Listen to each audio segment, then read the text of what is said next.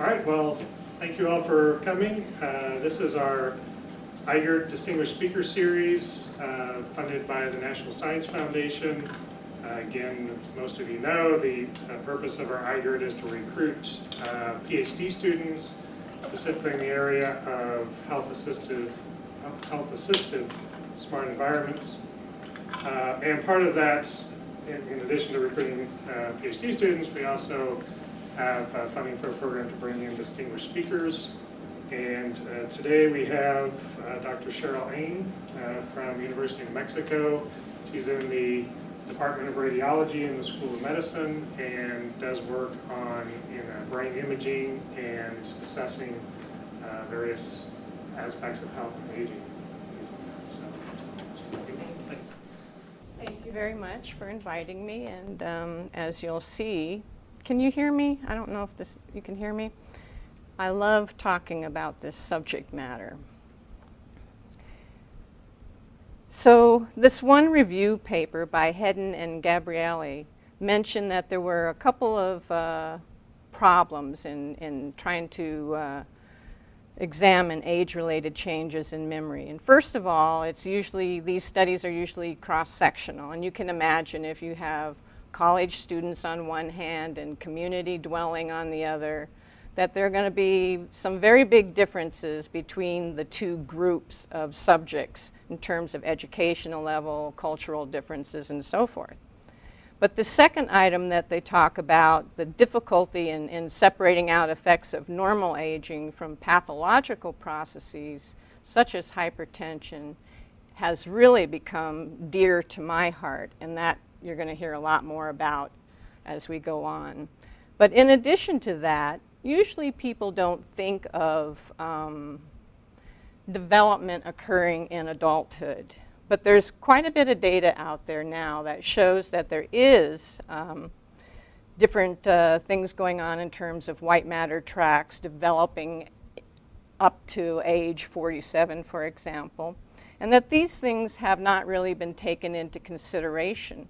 So that I honestly believe that when you're looking at a young group of subjects and an older group of subjects, you're really looking at different developmental stages. If you look at typical cross-sectional neuropsychological data where you see test scores versus age, you see that most of them show a linear decline, except for verbal ability and numeric ability. If you look at gray matter volumes in the brain, you similarly see this linear decline, especially in regions like lateral prefrontal and hippocampus, which are crucial for higher cognitive functions. So you can imagine that most of us believe that it's all downhill after 20 years of age. And this is the picture that has been painted for quite some time now. But if you start looking at other issues or measures such as white matter volume, you see that actually there's an inverse, that it actually is curvilinear, and instead of seeing this linear decline, you see that white matter volume is maximal around 40, 60 years of age. And white matter was not really looked at very often in the past. The focus was usually on gray matter, but these days we know how important white matter is for connectivity between different brain areas. And so now there's a lot of diffusion tensor imaging studies trying to look at white matter tract integrity in aging. So if you superimpose the gray matter and the white matter curves, you see that, again, gray matter, matures quite young in age, and then you see this linear decline, but white matter is continuing to mature up until, well, not up until, but it's maximal at age 47. It can still be maturing until age 60. So, And this particular plot here, I've summarized it for frontal temporal regions, and those, again, are the regions that are crucial for higher cognitive functions. So the point I want to make here is that there's dynamic brain processes occurring throughout the lifespan. You have regressive events such as synaptic pruning going on, while you have progressive events such as the maturation or myelination, the maturation of white matter or myelination. And that these two events are really occurring concurrently in the same brain areas. So interestingly, if you look at longitudinal data rather than cross-sectional, you see this inverted U-shaped function, just like with the white matter tracts. And so the only thing that's really showing a linear decline is the perceptual speed.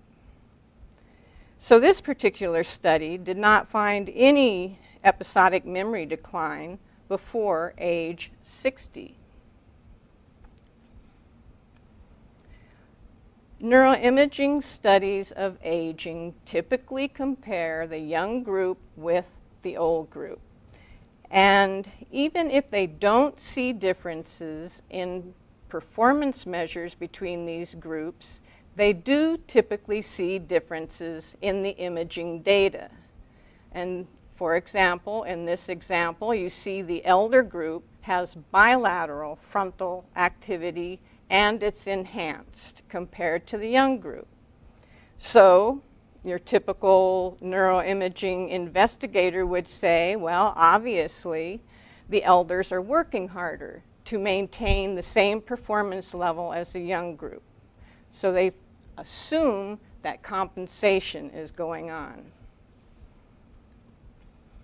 So I'm going to give you a little history of some of our studies and how we got into this, how we evolved in terms of our thoughts and everything. And our very first study on this was using a delayed match to sample task, looking at spatial memory. These Walsh function stimuli are used often in monkey studies. They're well-characterized stimuli. But the goal here was to try to create a stimulus that was difficult for individuals to attach verbal labels to, because we want to study spatial memory.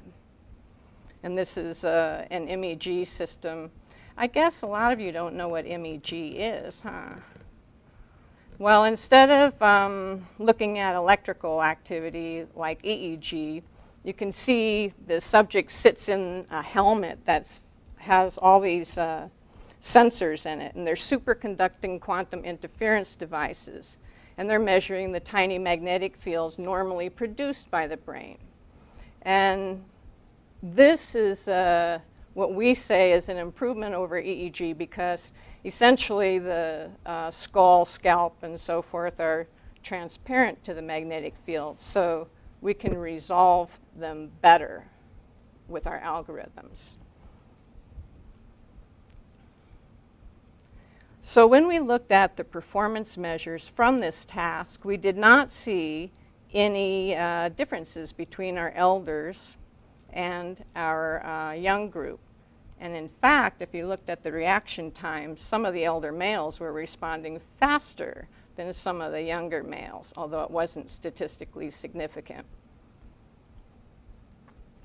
This is an example of what these evoked responses would look like across each of the sensors. In this case, there were 122 sensors.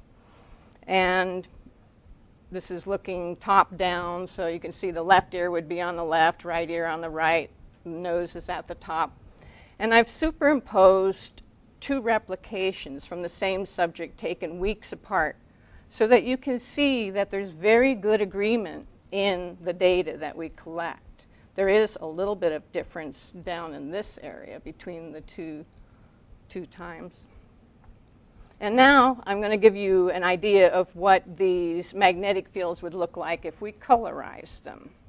And so in this case, I'm going to show you an example of what the fields look like across time when they're trying to remember or encode the stimulus versus when they're trying to recognize it. And again, you're looking top down.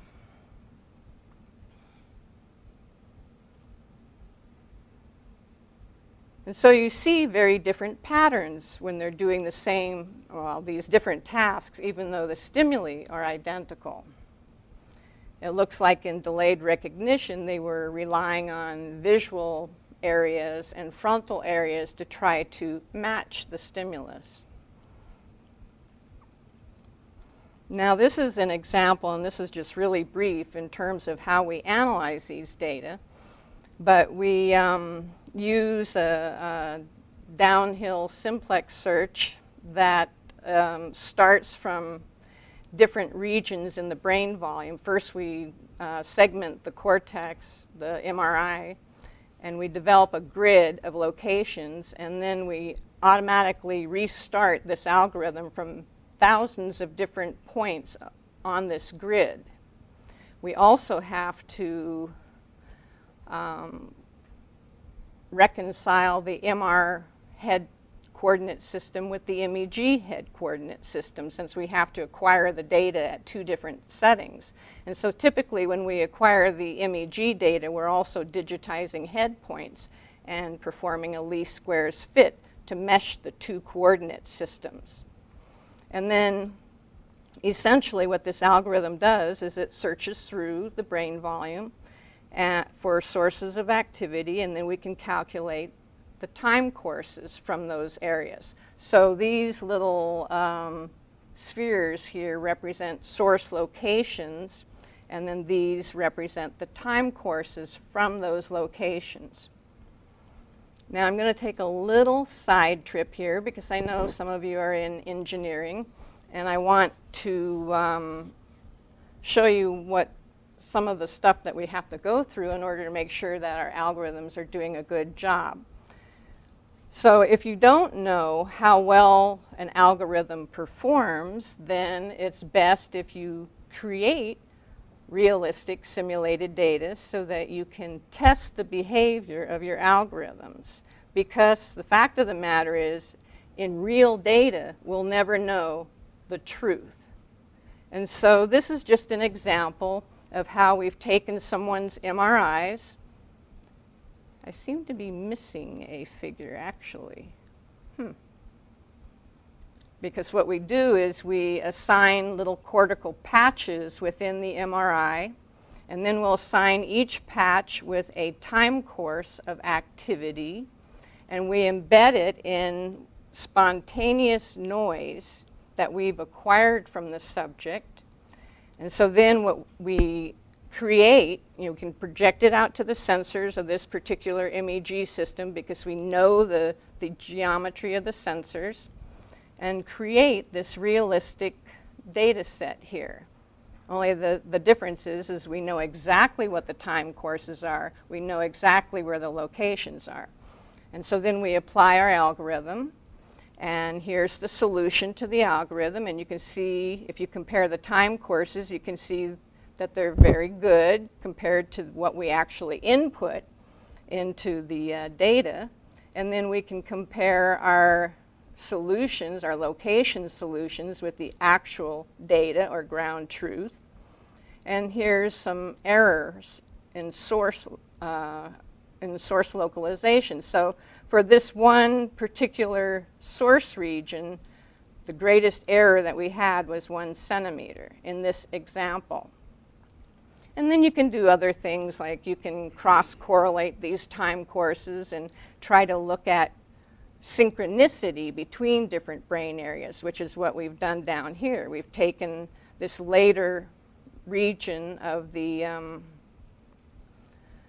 data, and in this case we actually have everything synchronous, and when we do the cross correlations we see that it is actually giving us a good measure of synchronicity. So this is compared to an EEG. Often they do coherence analysis, where they just take each electrode pairs across the head and try to look at the coherence between them. But that's in sensor space, and this is in source space. So there is an added advantage if you can actually do cross correlations in source space. And I'll just, well actually there's 2 more of these simulations. we can make them as realistic as we want. We know that there's local gamma band activity in the back of the head and beta band activity connecting these regions. And so what we can do is create individual single trials.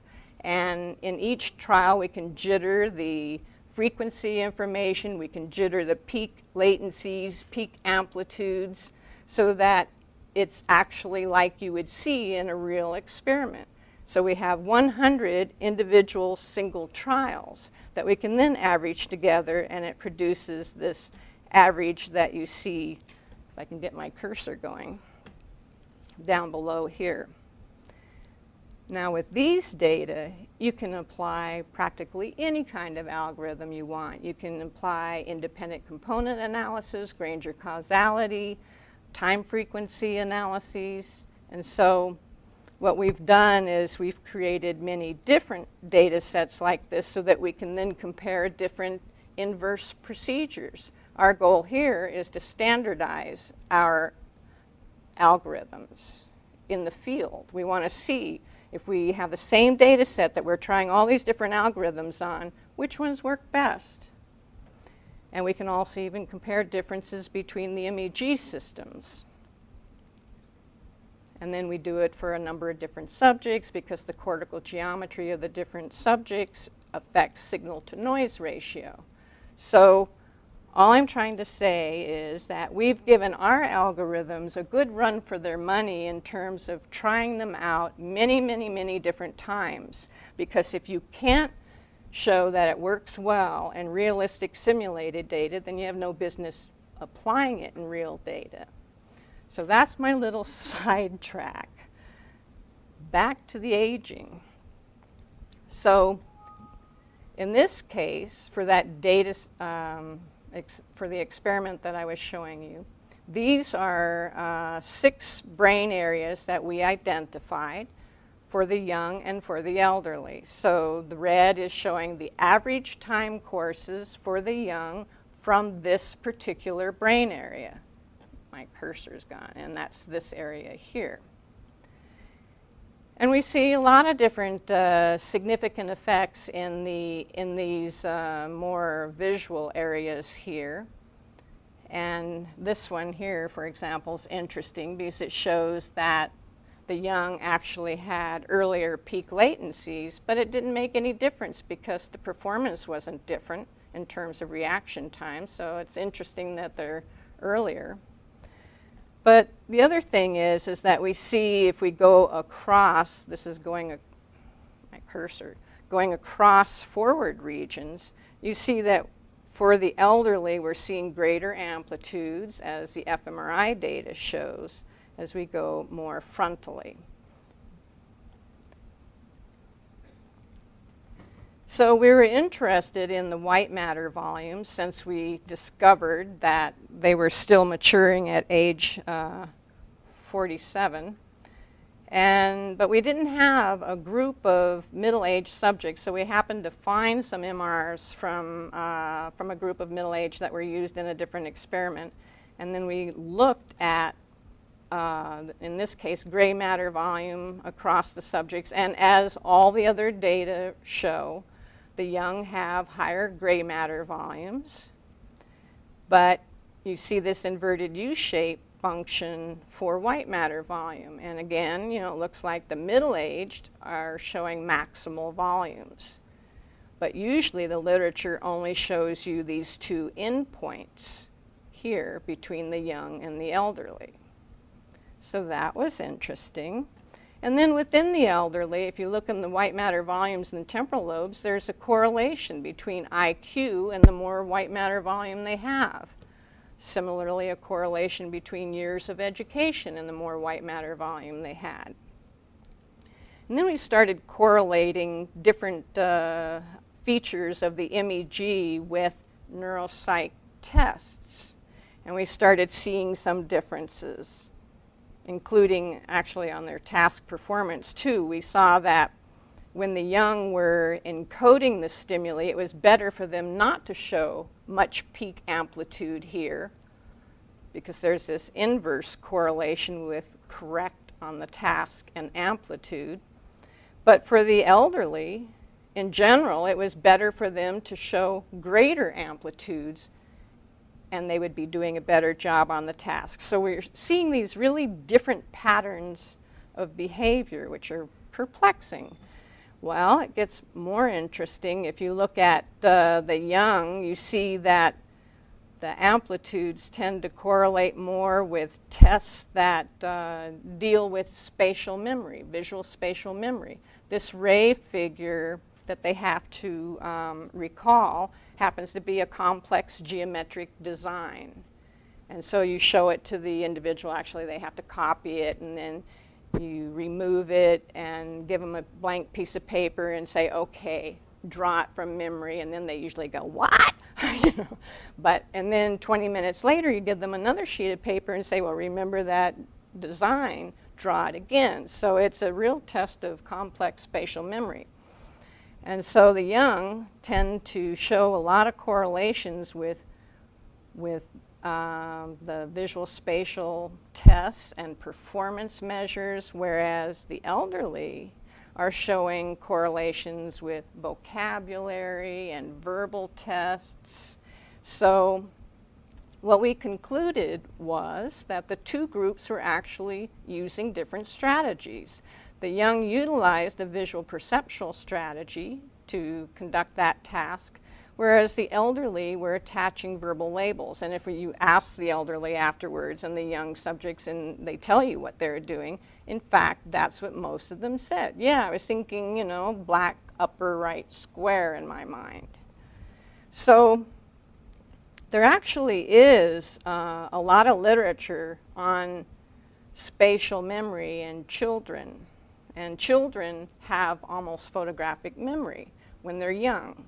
And it's something that changes with age, and probably because language and temporal lobes are developing, and the white matter tracts within the temporal lobes are developing at the same time language is. And so then they start relying more on verbalization to help them remember. For us older people, how many times are you talking to yourself while you're trying to do a task? You know, so we rely on that behavior because it helps us concentrate and do a task well. So this is what we were thinking. And in fact, if you look at some neuroimaging studies, this individual, for example, found a bilateral increase in activity in lateral prefrontal cortex when subjects used a chunking strategy, which correlated with good performance. And I'd like to point out, this is fMRI data, and look at how similar the locations look to our MEG locations. So these investigators said, you know, applying effective strategies lessen task demands, and it's efficient, and it still results in more activity rather than less.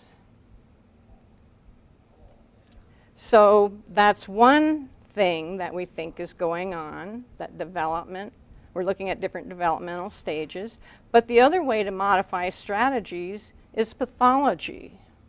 So you can imagine, you know, if a brain region is no longer viable, that they're going to have to rely on some other brain areas to do the task. And this is what we would refer to as compensation. Turns out that the frontal and temporal lobes are the last to mature, but they're also the first to go in pathology and Alzheimer's disease, for example. So in normal aging, you're usually looking at frontal lobe differences, which have to do with executive dysfunction and working memory. But if you're looking at Alzheimer's disease, we're really talking about temporal lobe pathology. And in this case, there is no activation in the temporal lobe. So now our goal was, okay, let's see if we can differentiate between healthy, successful aging and normal aging. And MCI, which is mild cognitive impairment, that's like a precursor to Alzheimer's disease, and then mild Alzheimer's patients. Well, we already had neuroimaging data for our mild cognitive impairment in Alzheimer's patients, so we decided, and look at, here's the the different imaging system here that we're using. But we decided to just toss them all in one pot and then do a cluster analysis and see if we can differentiate between these different cases, the healthy and the not so healthy. And in this case, we presented a list of auditory words, and they represented common objects. First time they heard the list of words, we asked if it was larger than a television set, the object that it represented. The second time they heard it, is this object used in daily living? And then 20 minutes later, they get another list of 347 words, and did you hear this word previously? So here we have 30 subjects, 63 to 83 years of age, and 12 of them were either mild cognitive impairment or probable Alzheimer's disease. And then we always have a neuroradiologist on hand who's reading the scans for us. And what he'll tell us is if there's volume loss or white matter lesions and so forth. So in this cluster analysis, we identified 3 different groups. And these bar heights represent how many, well, the percentage of individuals showing activation in a particular area. For example, group 1, all of these subjects showed activity in the anterior temporal lobe. This happens to be an auditory word form area, according to other literature. And then they also showed activity in parietal lobe and then premotor cortex. This group, group 1, happened to have the highest IQ, the highest percent correct, highest verbal visual memory scores, and the majority of them did not have any MRI abnormalities. Group 3, in contrast, none of them showed activation in anterior temporal regions. And instead, it seemed to be spread out across a lot of different areas, including the occipital lobe. And this is an auditory task. Also, that group was performing the worst. So, and it was kind of difficult to figure out what was going on between groups 2 and 3, but so I'm just focusing on 1 and 3 for now. And to give you an example of what the field distributions look like for one individual from group 1 versus group 3, here we go. Initially, there's auditory activity bilaterally. At this point in time, our normal guy is through with the task, but things are still going on in the Alzheimer's patient, and you see a lot of activity in occipital regions. So it's as if this individual needed to visualize the object in order to determine if it was an object or word that he heard previously. And so I'm just saying some strategies are more effective than others. And for this individual, that was not an effective strategy. So if we localize the sources, we see significant differences in the frontal regions. The blue represents the average of the control subjects. The red is the average of the Alzheimer's and MCI. And so there's less frontal activity for the Alzheimer's and MCI group. And in contrast, for premotor and anterior temporal lobe, there's hyperactivity.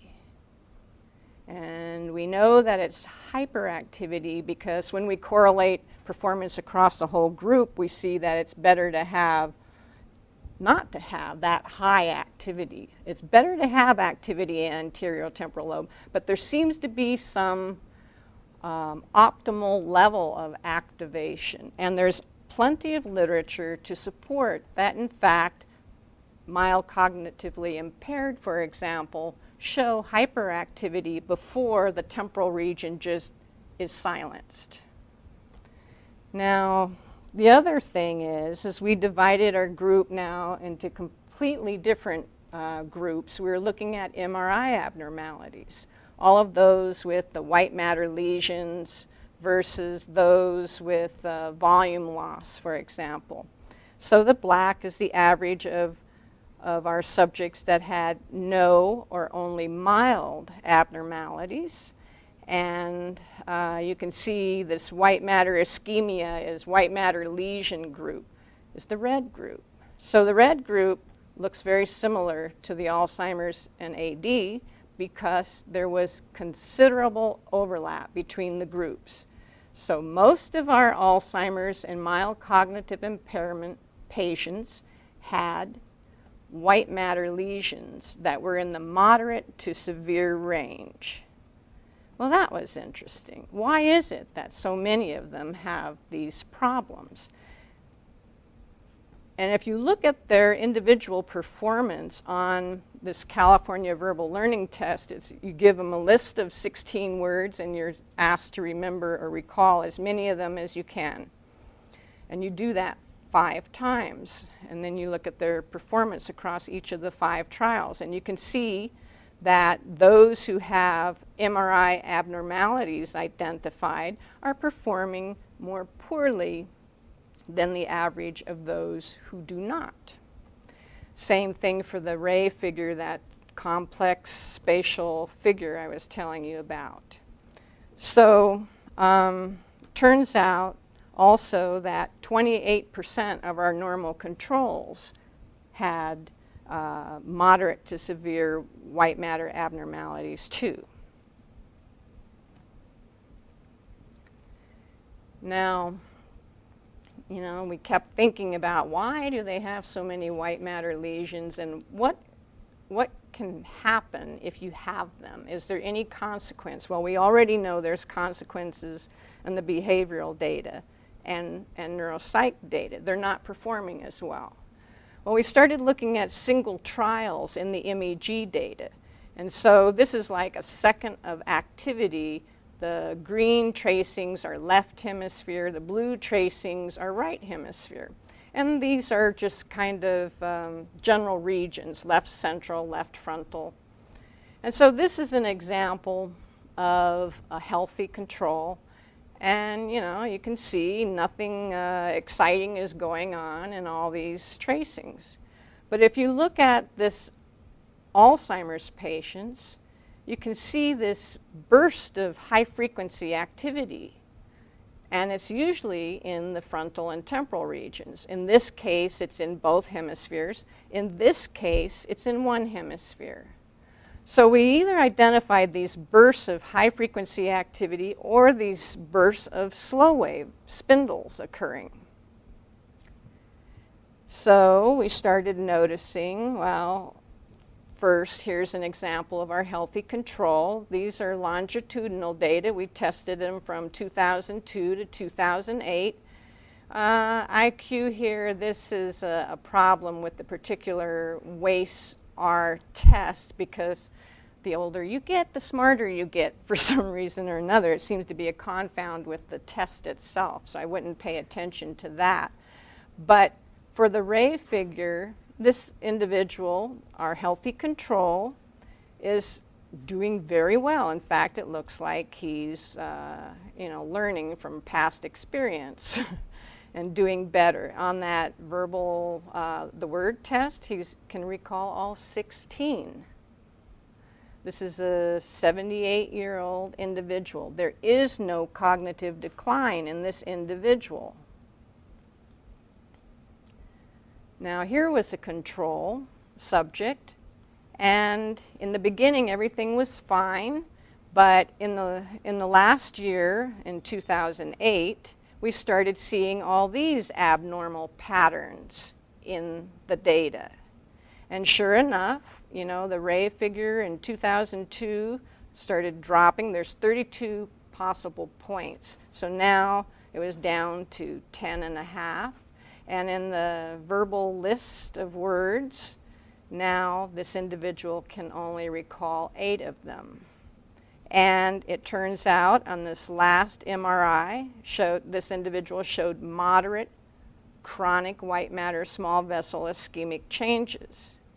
So now we're realizing that we can even see it in the single trial data. And you wonder if you have these bursts of high-frequency activity or slow waves occurring, how can you possibly remember or attend to the tasks that they were put in when we were recording these? Here's one more example. This individual had these really unusual activity, and this individual now dropped an IQ from 113 to 77. And, you know, for the verbal task, now she can only recall 5 words. This individual, their MRI was normal all along. But we knew something was going on because we could see it in the data. And now this individual is deceased. So what effects do these have on the evoked responses? In general, for the controls, this is an example of what it looks like when it's localized to auditory cortex. And for the volume loss subjects, it looks like, well, okay, there seems to be a little bit of an increase in amplitude, but the peak latencies seem to be reasonable still. But when you come to the white matter ischemia or white matter lesion group, it's playing havoc with these data. The peak latencies are shifting, peak amplitudes are shifting. So the conclusions for this study is that not all elderly reveal MRI abnormalities, nor is there cognitive decline in all elderly. This is what we refer to as healthy, successful aging. It also appears that most of our MCI and AD patients had moderate to severe MRI abnormalities. And then we could see that not all elderly used the same strategy for word recognition. And so in the other study, we saw that the young and the elders were using different strategies, but even within the elderly, they're using different strategies, and it's most likely that pathology, for example, is creating at least one of those differences in strategy. So now we have a new hypothesis, and we go, okay, you know, aging is usually associated with a frontal lobe deficit. Well, it turns out that, you know, 67% of adults aged 65 to 74 have hypertension.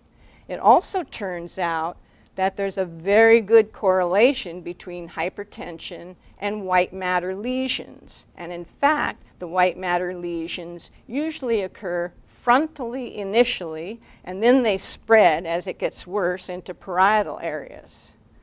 So why isn't it that what a lot of people refer to as normal aging deficits, we're really talking about hypertension, and actually type 2 diabetes is doing the same thing. It's causing white matter lesions. So turns out in a lot of these imaging studies, they don't discard subjects if they have hypertension or type 2 diabetes. They usually don't even ask them. They just grab them from the community and say, wow, do you have any major psychiatric illness, or have you ever had stroke? You know, but they don't question them in terms of their health. And so for me, a real confound in the aging literature is health of the subject, that we're mixing them and then comparing this group that has unhealthy subjects with a young group who is generally healthy. And I don't think that's too fair.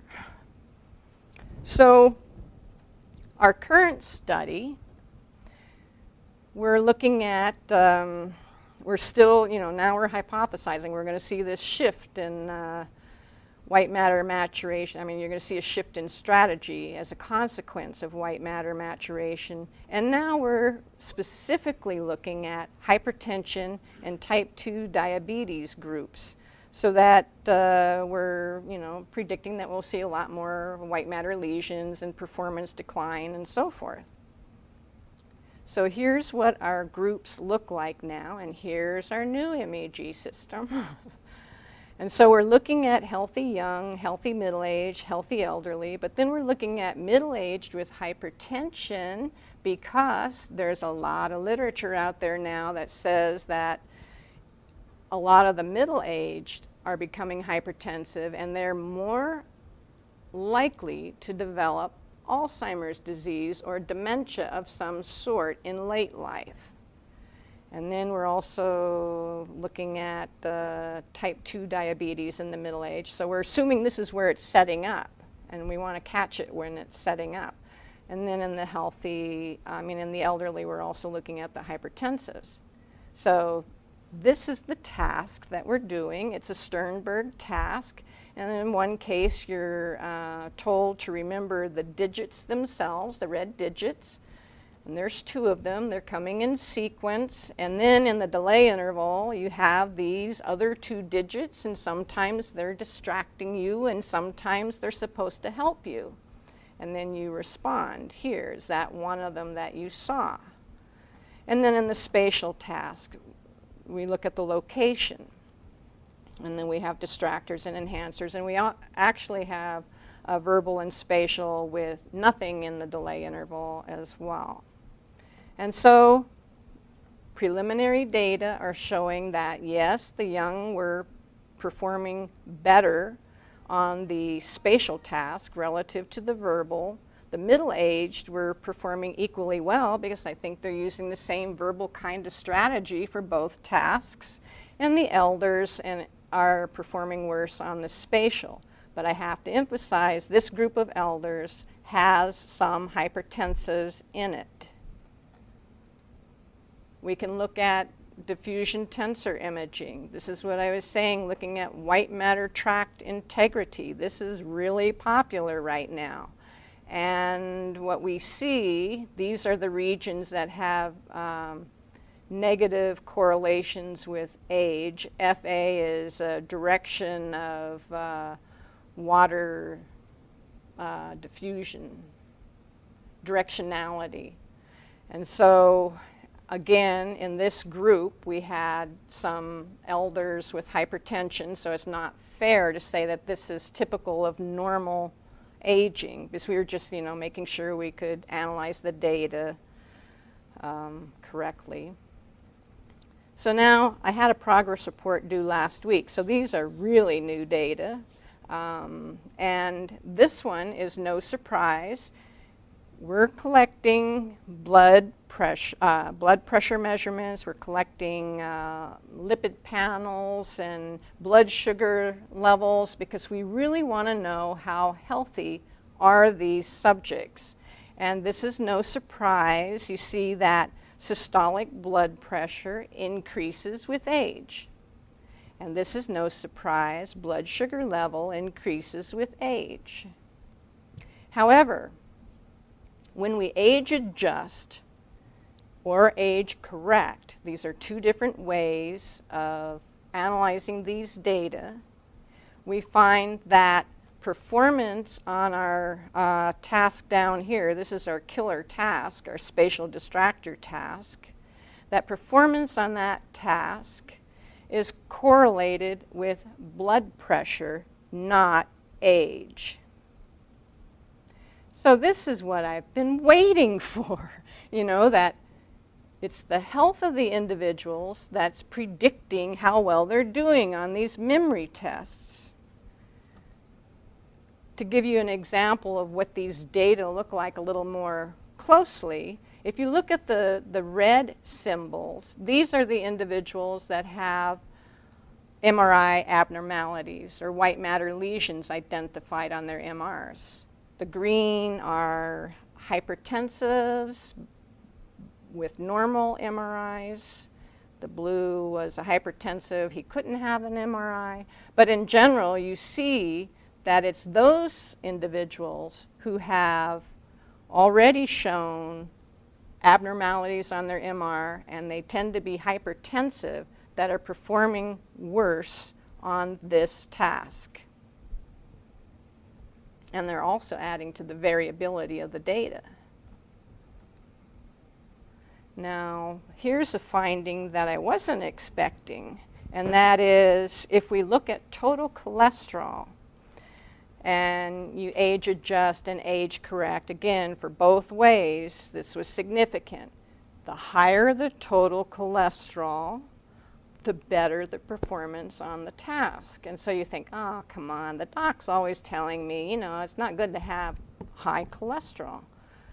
But remember, there's good cholesterol and bad cholesterol, and total cholesterol is a combination of those two plus some fraction of the triglycerides.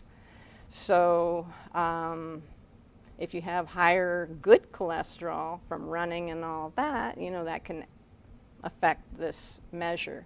But the interesting thing about cholesterol is that it is the major constituent of myelin. So, is it possible, that having higher total cholesterol helps in terms of white matter tract development and myelination of the white matter? It's an interesting area. I see a lot of new literature coming out because people are starting to realize the importance of cholesterol. And then we acquired some pilot data using fMRI and MEG, and just on these few subjects we can already see a trend. And what we did here is we increased memory load. Instead of looking at distractors and enhancers, in one setting they were supposed to remember one location, and then in the next condition they were supposed to remember 3 locations. And so then if you take a change score, the difference between them, the individual who got perfect scores on both of them happened to be the individual who had the lowest systolic blood pressure. And then, as you can see, again, the red are the ones with the MRI abnormalities. They're not doing too well because they're doing much worse when they have to remember 3 locations compared to 1. Now, as for the young participants, we thought that it would be setting up in middle age. No. Look at all these. Here's all of our young participants, and look at how many of them are now above the optimal level for bad cholesterol. And blood sugar level isn't quite as bad, but doesn't look too good. So just a little bit more about strategies. I know I keep switching gears, but I keep switching tasks. And with this task, we saw that some of our young were busy doing a spatial task using a spatial strategy. And when we localized the sources for those individuals, we saw primarily occipital lobe sources that are active, and these are the time courses, and these are the regions. For those young who are using a verbal strategy, we see medial temporal lobe or perihippocampal areas were active, plus an occipital region. When we look at middle-aged, we see a lot of the middle-aged applying a verbal strategy, and here's 2 different subjects showing perihippocampal activation. Here's some time courses from these 2 and one other. This subject had high blood pressure, and you can see a reduction in amplitude and a delay in the peak latency. Then, within the middle age, we found a different pattern of activity that we were not expecting, and that is these subjects show auditory cortex activation. So this is a visual task, but they must be repeating things to themselves, and so activation is occurring in auditory cortex. It's the verbalization stuff going on here. And this red tracing is an example of averaged activity from those subjects using that strategy compared to the average of these guys here. This is this perihippocampal activation. And then if we go down to some of our elderly, here's an average of 3 elderly who all had MRI abnormalities. And so you can see there's a reduction in activity. And then if you look at the red and the blue tracings, these represent our 2 subjects who have both hypertension and type 2 diabetes. And so I predict that sometime in the near future, this activity will drop out completely. Here's an example. We're quantifying, before we were relying on the radiologist's report when they just say, well, moderate to severe, this or that, or no, or only mild, volume loss. Now we need to really get down to business and quantify the white matter lesions. And so here's some software that will automatically do that for us. And so we want to really compare how many white matter lesions does a person have, and where are they, and how does that relate to their performance and memory decline? So, in conclusion, there is a lot of evidence in the literature that if you stay healthy, memory decline does not need to occur. The individual, that one control who I said just changed on us, unfortunately she had knee replacement surgery and couldn't exercise anymore. She used to be a search and rescue volunteer. And then just within 2 years, we saw that horrible decline and, abnormalities on her MRI. So hypertension and type 2 diabetes are commonly found in the elderly, and it is associated with cognitive decline and even dementia. That is a fact. There's a lot of literature out there now. Previous studies suggested that the young are at their prime, but we predict that the middle-aged are at their prime. And the health of the participant is a confound that should be controlled in these studies. So that's why we always emphasize healthy, successful aging versus normal. Normal aging is what we commonly find. Hypertension, type 2 diabetes is mixed in that group. So, and there's a lot of literature out there now that suggests that lifestyle changes, can have a positive effect on your memory and your health. And just for fun, what is aging really? I don't know if any of you have seen this advertisement in the American Airlines magazine. I see it all the time. That's pretty amazing. 12 years earlier. And this is now. And so you're probably thinking, yeah, that's just muscle, right? It's just muscle. And so now I want to show you all these articles that are out there that's saying you can pump up your gray matter and you can pump up your white matter too. And so we all have to make our decisions, and I'll tell you, I'm running every day. And thank you for your time.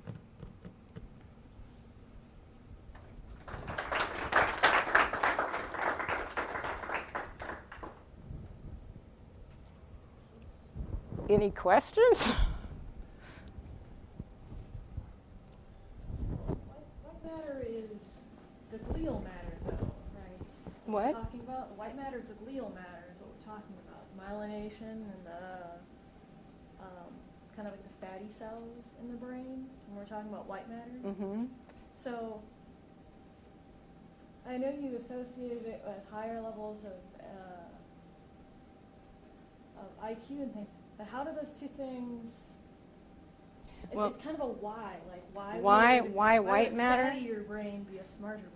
Well, the white matter, I look at it as being like the superhighways of the brain, and then the gray matter is the areas doing the work, and you have to have this connectivity between them. We're all working, when we work, we're really talking about networks of activation, and if you have any, forgive me, potholes in the highways, it's going to really screw things up. And so it affects the directionality of the white matter tracts. And so higher efficiency? Higher efficiency? Yeah, well, speed of processing. So if you have demyelinating diseases, for example, they have problems in speed. They actually have higher cognitive problems too, but speed of processing in terms, so a lot of it has to do with synchronicity, So And I know Dave's really into the oscillatory stuff and the synchronicity of activity across different brain areas.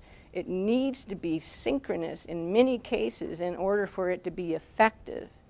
And as soon as you screw up one part of that connection, then it throws off the synchronicity. And the result is poor performance. And you can imagine with those single trials that I showed you, if that's occurring, you know, those bursts of high frequency activity, that's got to be throwing the synchronicity off as well. Now how that relates exactly to the white matter, I don't know, other than I can tell you those were the subjects who had most of the white matter lesions. And in that one figure, you could see they're literally holes in the tracts. And so, to me, they're potholes. And it really influences our cognitive ability and speed of processing. So everything is in terms of networks, you know, and how we process things. Things are, for the spatial memory task, you do see activity way back at the back of the head, as well as frontal, temporal. All these areas are working together, trying to come up with the response, you know, motor, so forth. So. You mentioned very briefly, or just kind of right in the middle, about how education is one of those things that affect, especially the white matter. Well, there was a correlation for the Correlation, elderly in terms of years of education and how much white matter they had in their temporal lobes. Okay, so since our brains often are influenced heavily by reinforcement, or how we use them actually matters how they grow, and they're seeing this especially with things like using the internet versus not using the internet as physical changes, how we go about remembering things, what we do in our day, because people who often have large quantities of education are exposed to significantly more ideas throughout their life from a lot of different areas. And so that's affecting that, and that growth and retaining of white matter? I don't know how to relate to that, but let me give you an example of what I think is going on in the elderly and white matter itself. And that is, you know, you can devise tests that can really screw up an elderly person. They will perform poorly every time. And one example is if two different speakers, one's male and one's female, are presenting words, but you don't say anything to the elderly. You say, okay, remember this list of words. That's all they're told. And then later, you know, okay, what's your recall? And they give you a good recall of those words. But then you say, okay, was that word presented in a woman's voice or a male's voice? And they screw up terribly. Whereas a young person can tell you that was a man's voice, that was a woman's voice, you know. So what I think is going on is, and this relates to the temporal lobe, because development of language is occurring along with the development of white matter tracts in the temporal lobe. And so what's happening is, you know, the elders are busy abstracting verbally. Like I said, they come up with phrases, you know, black, right corner, or, you know, things like that. And so they don't remember the details. And they don't remember the details purposefully. Because as you go across life, you don't need those details. Who cares whether someone presented that word in a male's voice or a female? What relevance is it? So I think, you know, that you actually develop more effective strategies in how to deal with the tremendous amount of information that's out there. And so you have, you know, you suffer the consequences if someone asks you a detail about something that you've already abstracted. That's hard to do. But, you know, I mean, a lot of the young people, most of them will tell me, yeah, they're keeping that image in mind as they saw it, and just waiting, you know, for the one to come by when they go, yeah, you know. That didn't get at your question. Well, yeah, but I brought up other questions. Yeah, I was just trying to think about the effects of, you know, talking about this white matter. This interconnectivity continues to increase, or is it the capability of it, or just the volume of it increases up into our 40s, 50s, 60s, and then it begins to decline. But why is it declining too? It's probably Well, because of the hypertension and type 2 pathology starting to set in. And so someone who has had more education is, I'm just latching onto this because you mentioned it, and that's what we do here. Just the influences of that on your life hit so many things throughout your entire life. Yeah. What you see, what you do, what you eat, how it, you know, your knowledge of the impacts of your choices are just going to be so deep. And as you continue to study these topics, I think it's in there that, you know, how we're exposed to the world makes a big deal. As you're saying, the exercise, which I can't really say I'm doing the best of jobs at the moment, but And you eat fruits and vegetables and nuts. right. So just different aspects of how this is going to play out as we learn more and more about it. Well, what really fascinates me is, you know, if you look at Alzheimer's disease, if you look at the genetic component of that, only about 5% of it is genetic. So, what is the rest of it, you know? And I'm thinking that a lot of people are misdiagnosing Alzheimer's because they're seeing dementia occurring, and so then they automatically, you know, assume, oh, if they didn't have any major vascular problem like stroke or anything, then it has to be Alzheimer's disease, you know, but then when it comes down, I mean, the only way you can really tell if a person has Alzheimer's disease is at autopsy. So, you know, they're diagnosed as probable Alzheimer's disease. We don't know until you die, and then, you know, if you have autopsy. So I ask physicians, because I am really freaked out about this stuff because I see it all the time and it's scary, and I think a lot of people don't know the relationship between heart and brain. And I ask my study docs, you know, it's like, well, how do you know it's Alzheimer's disease, and what if most of it really is, you know, some cerebral vascular problem, small vessel disease that's not detectable usually, you know? And they go, well, usually that's what pushes them above the line. You know, yeah, you can have hypertension and things like that, and it'll push them above the line where they really have a memory problem. But they still call it Alzheimer's disease. So it's become a catch-all. It's a catch-all. It is. And that's what scares me because, you know, I mean, you tell someone, well, you got to exercise and eat well, and then you won't have heart attacks, you know, and they go, yeah, yeah. But if you tell them, oh, by the way, you better exercise and eat well because you don't want to be demented, you know, then they go, ooh, you know, the thought of being demented seems worse for some reason. But, yeah, there's physical pain, and then there's just no longer control of your capabilities. Yeah. That's what it is. So I'm working hard trying to change some perspectives, you know, on how we view these things. Well, and it's some of that from the perspective of the physicians, the ability to diagnose these things. They don't have the tools to differentiate that without cutting into people's heads. Some of them might enjoy that, but... Well, I mean, the tools, no, I mean, they don't have the tools, but, you know, it seems like the more information they get, like the MR scans, okay, that's interesting. You can tell if there's some abnormalities on it or not. But I had this one physician laughing at me the other week because he said, ha, ha, ha, you're telling me You can just tell people based on the blood test. Why do you even need an MR? And, you know, that's true.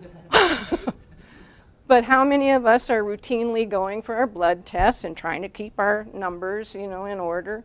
And in fact, some of those numbers, one of my physicians tells me, it's not really based on fact, like the blood sugar level ones, the A1Cs. It just happens to be an average of people who were this age or this age or this age. And so they give you that number to shoot at. You know, it's an average. It's an average of what? Of whom? You know, and so one of my study docs is saying, I want to know what those numbers are so that I can guide my patients, you know. So a study like what we're doing, which we'll have 180 by the time we're finished, but we might be able to start saying, you know, well, if you have A1C values at this level, it's a little questionable. Right now, it's just kind of arbitrary.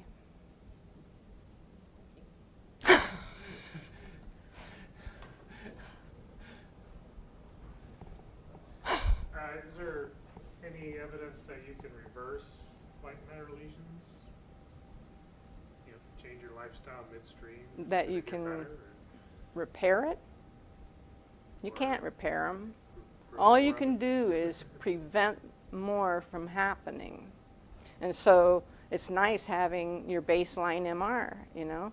I think a lot of people would be surprised at what they would find in their MR after you reach, I mean, I see a lot of them certainly by age 60, I see a lot of people with white matter lesions. And, you know, if they knew that, then they could at least say, okay, maybe I need to do something different, you know, because it does target frontally and then moves parietally, but frontal parietal areas are working memory areas.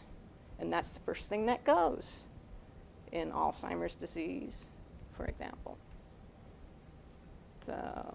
I have a question regarding the evidence that you showed that even if you conduct some kind of cognitive test and if an individual turns out to be fine, it could be that if you do an MR study and look at the blood pressure and blood sugar levels, that person could be a good candidate for a cognitive decline.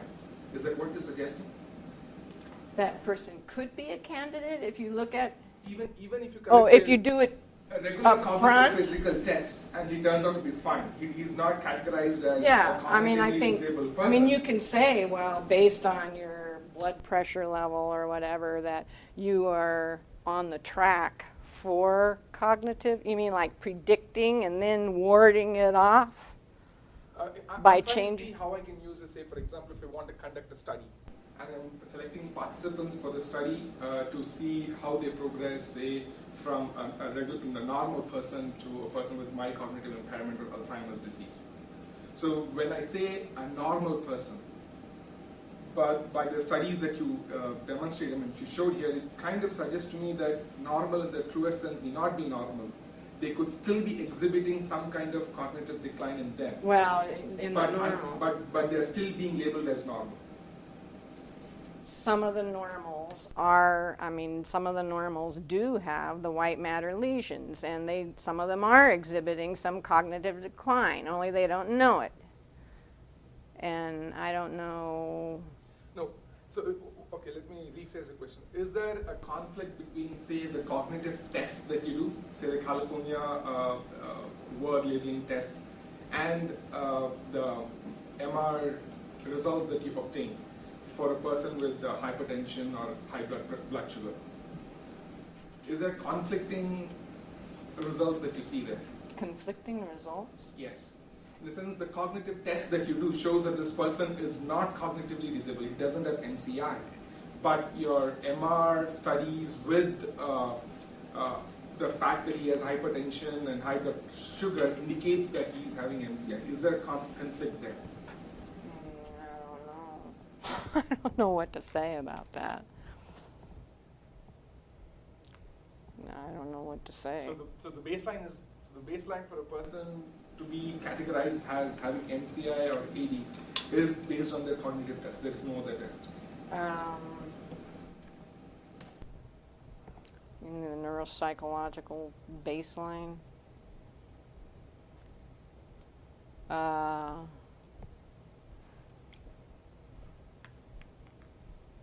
baseline to say that they're normal? Yes. Yeah, it is based on standard neuropsychological test scores. That is the gold standard. And then all we can do is relate, the physiological measures to that.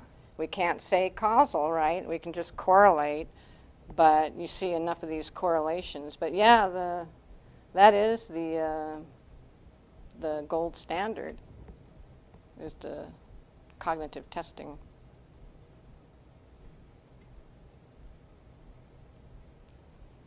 I think what he was trying to get at is, could there be a situation where you would have an individual who would test normally on the written cognitive tests? Mm-hmm.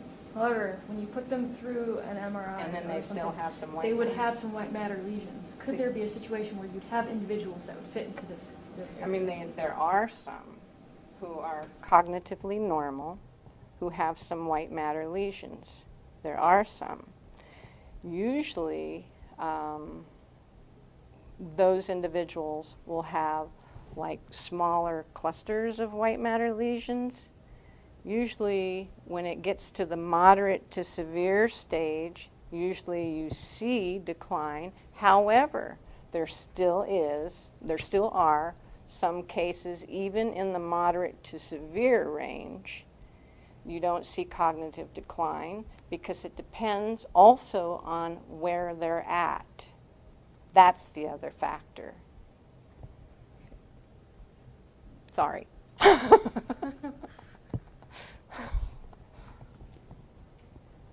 Just curious. I haven't looked at this in a long time, but it seemed to be generally accepted some years ago that chess players peak in performance around 40, 45, right in that area. The chess players? Yeah. Do you think it would be possible, you came up with a system of predicting when you peak in certain capacities and whatnot, to tell from the age of peak performance at a task what brain structures are important for that task? Well, you could. I mean, if you image them in while they're doing various tasks, you could see, I mean, if it were a similar task to like chess playing, I mean, you could see what brain structures were involved in that. And you could see also the integrity of the white matter tracts in those particular areas.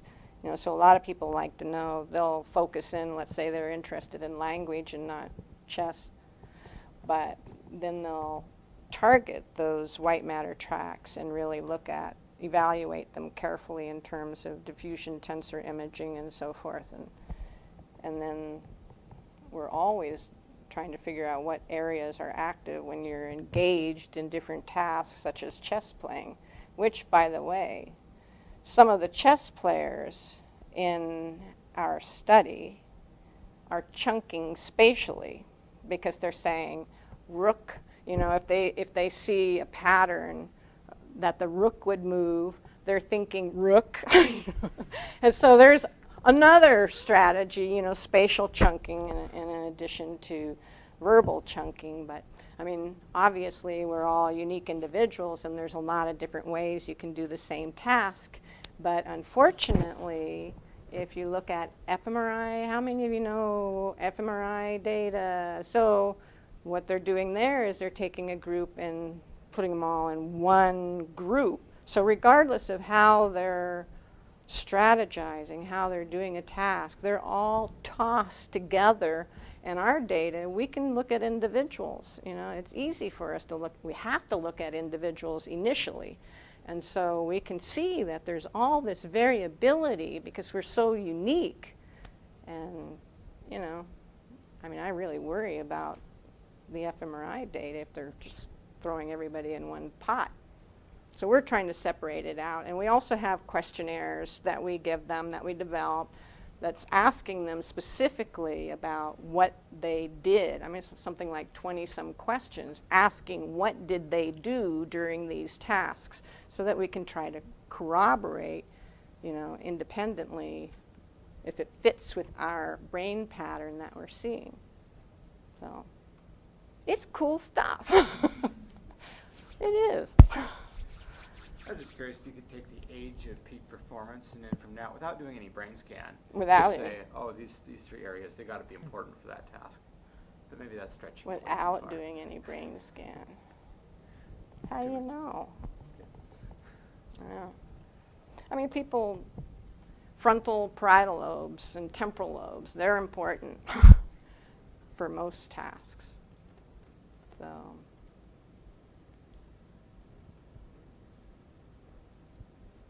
Thank you, Ian. I appreciate your taking time out to be here during the summer.